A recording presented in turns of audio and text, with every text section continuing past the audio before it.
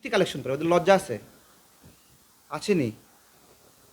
মানুষ ভাত খেতে পারে না, ঘরের টিন খুলে নিয়ে যায়, তাই না? তো এই ধরনের মানুষগুলো একটু শরম কম, এটাই আপনাদেরকে বুঝতে হবে।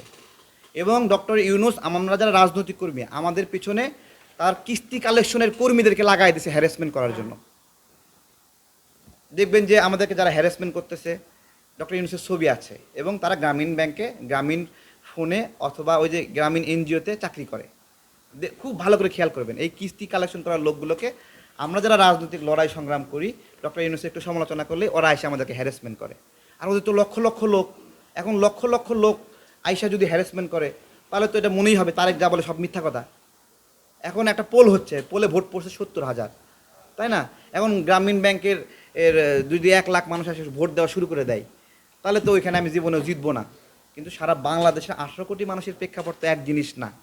ভোটে কেন ডক্টর ইউনূস ফেসবুকে জিততেছে, আপনারা বুঝতে পারছেন ঘটনাটা? গ্রামীণের কিস্তির লোকগুলো যুদ্ধ ঘোষণা করছে আমাদের বিরুদ্ধে, যে ডক্টর ইউনূসকে জেতাতে হবে আমাদের বিরুদ্ধে। এই তো তো দেখা যাবে ফেসবুক দিয়ে কতটুকু বিজয় হয়। ওই মব আর সৃষ্টি হতে দেবো না আমরা, ঠিক আছে? মব সৃষ্টি করতে হলে সকল দল মিলে আমরা প্রতিহত করব। মব দিয়ে বাংলাদেশে আর শাসন চলবে না, মবের শাসন আমরা সমাপ্ত ঘোষণা করছি। এবং ডক্টর ইউনূস স্যারকে বলছি, আপনি জাপানে গিয়ে এটা কেন কথা বললেন? জাপানে গিয়ে খুব ফ্রি স্টাইলে সাংবাদিকদের সামনে প্রশ্ন করছেন, উত্তর দিচ্ছেন। বাংলাদেশের সাংবাদিকদের